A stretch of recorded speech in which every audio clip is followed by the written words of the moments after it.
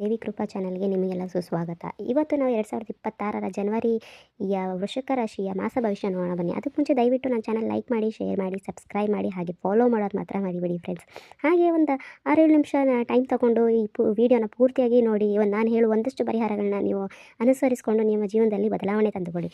ಬನ್ನಿ ನೋಡೋ. ವೃಷಿಕ ರಾಶಿ ವೃಷಿಕ ಲಗ್ನ. ಬುಧನ ಆಸ್ಥಾನ, ಚಂದ್ರನ ಆಸ್ಥಾನ ಚೆನ್ನಾಗಿದೆ. ಗುರುವಿನ ಅನುಗ್ರಹ ಚೆನ್ನಾಗಿದೆ. ಮನಸ್ಸಿಗೆ ಉಂಟಾಗುವ ಒಂದಷ್ಟು ನೋವುಗಳನ್ನು ದೂರ ಮಾಡಿಕೊಂಡು ಸಮಾಧಾನ ಮಾಡಿಕೊಳ್ಳಿ. ಯೋಗ ಫಲಗಳು, ಒಂದಷ್ಟು ಐಶ್ವರ್ಯ, ಚಿಂತಕವಾಗಿರುತ್ತದೆ.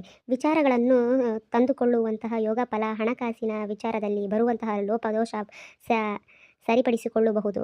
ಭೂಮಿ ಸಂಬಂಧಪಟ್ಟ ವಿಚಾರದಲ್ಲಿ ಲಾಭವನ್ನು ಗಳಿಸಿಕೊಳ್ಳುವ ಮನಸ್ಸಿನಲ್ಲಿ ಇರುವಂತಹ ದ್ವಿತ ನಿಲ್ಲುವ ಆಲೋಚನೆಗಳು ದೂರ ಮಾಡಿಕೊಂಡು ಒಂದಷ್ಟು ಶಾಂತಿ, ಸಮಾಧಾನ ಸಿದ್ಧಿಪಡಿಸಿಕೊಳ್ಳುವಂತಹ ಸಮಯ.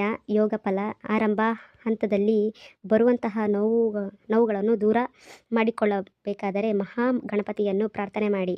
ಏಕದಂತಾಯ ವಿದ್ಮಹಿ ವಕ್ರತುಂಡಾಯ ಧೀಮಹಿ ತನ್ನೋ ಪ್ರಚೋದಯ. 21 ಗರಿಕೆಯನ್ನು ತಂದು ಕೆಂಪು ದಾರದಲ್ಲಿ ಅದನ್ನು ಕಟ್ಟಿ ಗರಿಕೆಯನ್ನು ಅಂದುಕೊಂಡ ಓಂ ಗಣಗಣಪತಾಯ ನಮಃ, ಓಂ ಗಣಗಣಪತಾಯ ನಮಃ, ಓಂ ಗಣಗಣಪತಾಯ ನಮಃ ಹೀಗೆ ಗಣಪತಿಯ ಮಹಾ ಮಂತ್ರವನ್ನು ಹೇಳಿದರೆ ಅದರ ಮಹತ್ವ, ಅದೃಷ್ಟವಂತೆ ಫಲವನ್ನು ತಾವು ಸಿದ್ಧಿಪಡಿಸಿಕೊಳ್ಳುತ್ತೀರ. ಏನು ಕೆಲಸ ಮಾಡಬೇಕಾದರೂ ಸ್ವಲ್ಪ ತಾಳ್ಮೆಯಿಂದ ಮಾಡಿ. ಯಾರೊಬ್ಬರು ಹೇಳುವ ಮಾತಿಗೂ ನಿಮಗೆ ಸರಿ ಅನಿಸುವುದನ್ನು ಮಾತ್ರ ಮಾಡಿ.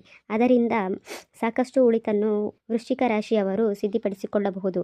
ದೂರಭಾರ ಪ್ರಯಾಣ ಬಗ್ಗೆ ಆಲೋಚನೆ ಮಾಡುತ್ತೀರಿ. ಮಾಡುವಂಥ ಕೆಲಸ ಯಶಸ್ಸು ಕಾಣುವುದು. ಯಾರನ್ನು ನನ್ನವರು ಅಂತ ನಂಬುವವರು ಅವರಿಂದ ಕಣ್ಣೀರು ಹಾಕುವಂಥ ಒಂದಷ್ಟು ಮೋಸ ಕಾಣಿಸುವುದು, ಅಥವಾ ಅವರ ಎಲ್ಲೋ ಒಂದು ಕಡೆ ನಿಮ್ಮನ್ನು ದೂರ ಮಾಡುವಂಥಷ್ಟು, ಅಥವಾ ನೀವು ನಂಬಿ ಹೋಗದಷ್ಟು ಸಹಿತ ನಿಮ್ಮನ್ನು ಸರಿಯಾಗಿ ಗಮನಿಸಿ ಇದೀಗ ಆಗುವಂತಹ ಪರಿಸ್ಥಿತಿ ಜೊತೆಗೆ ಬಹಳಷ್ಟು ಪ್ರೀತಿ ವಿಶ್ವಾಸದಿಂದ ಇರಂತಹ ತವರು ಒಂದಷ್ಟು ಮಟ್ಟಿಗೆ ಅವರ ಮಾತಿನ ಶೈಲಿ ಸ್ವಲ್ಪ ಬದಲಾಗಿ ನಿಮ್ಮ ಮನಸ್ಸಿಗೆ ಮೇಲೆ ಆಗಿರುವಂತಹ ನೋವನ್ನು ಕ್ಷಣ ಎದೆಯಲ್ಲೂ ಇದು ಸುಮ್ಮನಾಗುವುದಲ್ಲ. ಹಾಗಾಗಿ ತುಂಬ ಎಚ್ಚರಿಕೆಯ ನಡೆಯಬೇಕು. ಹಾಗೆ ಬಹಳಷ್ಟು ಜೋಪಾನ ಬೇಕು. ಮನದವರು ಅರಿಯದೇನೆ ಮಾಡಿ ಸಾಧ್ಯವಾದಷ್ಟು ಇಂತಹ ಸಮಸ್ಯೆಗಳಿಗೆ ಒಂದಷ್ಟು ಕೆಲವಷ್ಟು ಅವಮಾನಕ್ಕೆ ಈಡಾಗುವುದು, ಕೆಲವಷ್ಟು ಮನಃಶಾಂತಿಗೆ ಒತ್ತಡ ಎದುರಾಗುವ ನಿಮ್ಮ ಕಷ್ಟಗಳು ನಿಮ್ಮ ನೋವನ್ನು ಮತ್ತಷ್ಟು ಕೆಳವರಿಸುತ್ತದೆ. ಒಂದು ವೃಕ್ಷದ ಬಳಿ ಹೇಳಿ ಶ್ರೀ ವಲ್ಲಿಕೇಶ್ವರ ಸುಬ್ರಹ್ಮಣ್ಯ ಸ್ವಾಮಿನ ಪ್ರಾರ್ಥನೆ ಮಾಡಿ. ಹಾಗೆ ಹನುಮಂತನ ಪ್ರಾರ್ಥನೆ ಮಾಡಿ. ಸಾಧ್ಯವಾದರೆ ಅರಳಿ ಮರ ಅಥವಾ ಬೇವಿನ ಮರ ಅಥವಾ ಔದಂಬರ ವೃಕ್ಷ, ಇಂಥ ವೃಕ್ಷಗಳು ಕಂಡಲ್ಲಿ ಅದರ ಎದುರ ಕಡೆ ಹೋಗಿ ನಿಮ್ಮ ಕಷ್ಟಗಳು ಹೇಳಬೇಕಾದ್ರೆ ಆ ಕ್ಷಣದಲ್ಲಿ ನಿಜವಾಗ್ಲೂ ಕ್ಷಣದ ಮಾತ್ರದಲ್ಲೇ ನಿಮ್ಮ ಕಷ್ಟಗಳು ಪರಿಹಾರ ಆಗುತ್ತೆ. ಮಂಜಿನ ಗೆಡ್ಡೆ ಥರ ನಿಮ್ಮ ಕಷ್ಟಗಳು ಕರಗಿ ಹೋಗುತ್ತೆ. ಏಕೆಂದರೆ ಮರಗಳಿಗೆ ಜೀವ ಇದೆ. ನಿಮಗೆ ಅವರ ಮಾತುಗಳು ಕೇಳಿಸದೇ ಇರ್ಬೋದು, ಆದರೆ ನಿಮ್ಮ ಮಾತುಗಳು ಅವಕ್ಕೆ ಕೇಳಿಸ್ತದೆ. ಏನು ಪರಿಹಾರ ಸಿಗಬೇಕು ಅದು ಖಂಡಿತ ಅಲ್ಲಿ ಸಿಗ್ತದೆ. ಒಂದಷ್ಟು ನೋವಿಗೆ ಮತ್ತೊಬ್ಬರ ಬಳಿ ಇದನ್ನು ಹೇಳಿಕೊಳ್ಳಬೇಡಿ. ಒಂದಷ್ಟು ನೆಗುವಲ್ಲೇ ನೀವು ಇರಿ. ಯಾರ ಹತ್ರ ಹೇಳಿದ್ರು ಅವರು ನಿಮ್ಮ ಇನ್ನೂ ಕುಗ್ಗಿಸೋಕ್ಕೆ ನೋಡ್ತಾರೆ ಹೊರತು ಯಾವತ್ತೂ ನಿಮ್ಮ ಸಹಾಯಕ್ಕೆ ಬಂದನಿಲ್ಲ. ನೀವು ನೆಗುತ್ತಾ ಇದ್ದರೆ ಅಲ್ಲೇ ನೀವು ಒಂದಷ್ಟು ಸಮಸ್ಯೆಗಳಿಗೆ ಪರಿಹಾರ ಕಂಡುಕೊಳ್ಳಬಹುದು. ಗುರುವಿನ ಅನುಗ್ರಹದಿಂದ ಒಂದಷ್ಟು ಫಲಗಳನ್ನು ಸಿದ್ಧಿ ಮಾಡ್ಕೋಬಹುದು. ಫಲಾನುಫಲಗಳು ನೀವು ಯೋಗ ಬರುತ್ತೆ ಅಂದುಕೊಂಡ್ರು ಅದು ಕಾರ್ಯಸಿದ್ಧಿನೇ. ಆದರೆ ಹಣಕಾಸು ಬಹಳ ಜೋಪಾನ. ಕೆಲವೊಂದು ವಸ್ತುಗಳನ್ನ ಜಾಗದಲ್ಲಿ ಎಲ್ಲೋ ಇಟ್ಟಿರ್ತೀರ, ಮರ್ತೋಗ್ತೀರ. ಇಡೋದೆಲ್ಲೋ ಹುಡ್ಕೋದೆಲ್ಲೋ. ಮತ್ತೊಂದು ಏನಂತ ಹೇಳಿದ್ರೆ, ಯಾರೊಟ್ಟಿಗೋ ನೀವು ವ್ಯವಹಾರ ಮಾಡ್ತಾ ಇದ್ದೀವಿ, ಪಾರ್ಟ್ನರ್ಸಲ್ಲಿ ಮಾಡ್ತಾ ಇದ್ದೀವಿ ಅಂತ ಹೇಳಿದ್ರೆ ಅದು ನಿಮ್ಮ ಕೈ ಹಿಡಿಯದೆ ಕಷ್ಟಗಳನ್ನ ಅನುಭವಿಸ್ಬೇಕಾಗ್ತದೆ. ಒಂದಷ್ಟು ಜನಗಳಿಗೆ ಅಧಿಕವಾದ ಬೆನ್ನೋವು, ಮಾನಸಿಕ ಒತ್ತಡ, ಕೆಲವು ಕಾಗದ ಪತ್ರಗಳಿಗೆ ನಿಮಗೆ ಒಪ್ಪಿಗೆ ಇಲ್ಲ ಅಂದ್ರೂ ಗರ್ಜನೆ ಮಾಡಿ ಸೈನ್ ಹಾಕ್ಸುವಂಥದ್ದು ಸಮಯ ಬರ್ತದೆ. ಮನೆಯಲ್ಲೇ ಆಗಲಿ ಇಲ್ಲ ಹೊರಗಡೆನೇ ಯಾವುದೇ ಕೆಲಸದಲ್ಲಿ ಆಗಲಿ ಒಂದೇ ವಿಷಯದನ್ನ 2-3 ಸರಿ ಯೋಚನೆ ಮಾಡಿ ನೀವು ನಿರ್ಧಾರ ತಗೊಳ್ಳುವಂಥದ್ದು ತುಂಬ ಒಳ್ಳೆಯದು. ಸ್ತ್ರೀಯರು ಮಾತ್ರ ಸ್ವಲ್ಪ ಸಮಾಧಾನದಿಂದ ಇರಿ, ಮೌನವಾಗಿರಿ, ಯಾವಾಗಲೂ ನೆಗಾಡ್ಕೊಂಡು ಇರಿ.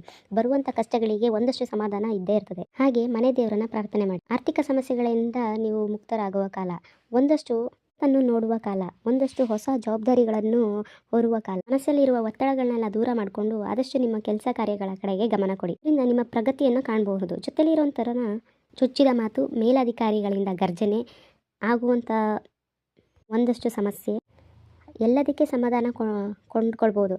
ಆದರೆ ನೀವು ಒತ್ತಡಕ್ಕೆ ಸಿಲ್ಕೊಳ್ಬಾರ್ದು. ಆದರೆ ಈ ಒತ್ತಡಕ್ಕೆಲ್ಲ ಕಾರಣ ಏನಂದರೆ ನೀವು ನಿಮ್ಮ ಬಾಯಿನೇ. ಏನೇ ಮಾಡಿದ್ರೂ ಒಂದಷ್ಟು ಗೌಪ್ಯವನ್ನು ಸೀಕ್ರೆಟ್ ಅಂತ ಇರಲೇಬೇಕು. ನೀವು ಮಾಡೋಕ್ಕೆ ಮುಂಚೆ ಏನೇ ಒಂದು ಹೇಳಿದ್ರೂ ಅದು ಇದೇ ಥರ ಆಗೋದು. ವಿದ್ಯಾರ್ಥಿಗಳು ಓದೋದ್ರ ಕಡೆ ತುಂಬ ಗಮನ ಕೊಡಿ. ಕೆಲಸಕ್ಕೆ ಹೊರಡೋರು ಆದಷ್ಟು ಸರಿಯಾದ ಸಮಯಕ್ಕೆ ಹೊರಡಿ. ಮೇಲಧಿಕಾರಿಗಳಿಂದ ಒಂದಷ್ಟು ಸಿಟ್ಟಿನ ಪರಿಸ್ಥಿತಿ ಕಂಡುಬರ್ಬೋದು. ಸಾಧ್ಯವಾದಷ್ಟು ಜವಾಬ್ದಾರಿಯಿಂದ ಇರಿ. ಧೈರ್ಯ ಮಾತ್ರ ಸಾಕಷ್ಟು ಬಲವಾಗಿ ಬೇಕಾಗ್ತದೆ. ಈ ಮಧ್ಯದಲ್ಲಿ ಶಿವನ ಆರಾಧನೆ ಮಾಡದೆ ಬಹಳ ಸುಂದರ. ಅದರಷ್ಟು ಧೈರ್ಯ ಇನ್ನೊಂದಿರೋದಿಲ್ಲ. ಈ ಶಿವ ಜ್ಞಾನನ ಮಾಡಿ ಹೆಚ್ಚಿನ ಫಲಗಳನ್ನು ಸಿದ್ಧಿಗೊಳಿಸ್ಕೊತೀರಿ.